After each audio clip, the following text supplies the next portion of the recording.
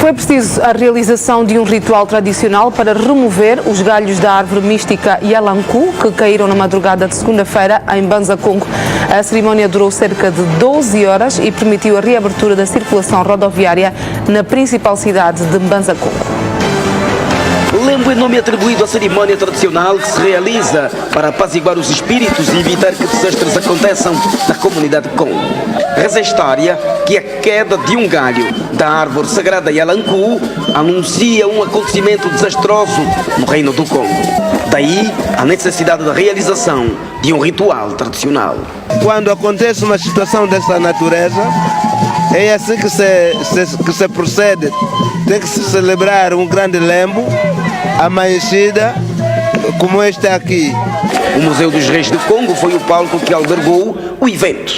Várias entidades governamentais, eclesiásticas e civis foram ao local para ver de perto a realização dessa cerimónia. Assim que aconteceu isso, então tem que se pedir aos nossos antepassados para que haja paz, haja união, haja tranquilidade então no seio das populações. Ao som do batuque, cânticos e danças, os curandeiros começaram a xinguilar e fazer o ritual segundo a tradição local.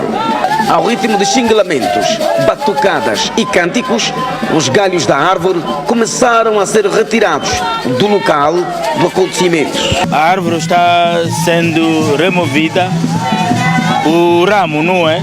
E vai-se por aí até que todo o ramo seca e fazem cair todas as folhas e o resto vai ser muito bem conservado num local muito apropriado. À base do Yalanku foi sacrificado um animal doméstico para evitar o derramamento do sangue humano. O animal vai ser sacrificado para que aquele sangue vai derreter ali onde está a base da árvore para enxugar aquele sangue, para evitar o sangue humano. A cerimónia começou às 22 horas e terminou às 7 horas da manhã do dia seguinte. De recordar que esta é a terceira vez que cai um galho desta árvore e das 2 vezes não se realizaram rituais. Coincidentemente, a província registrou a morte de algumas entidades.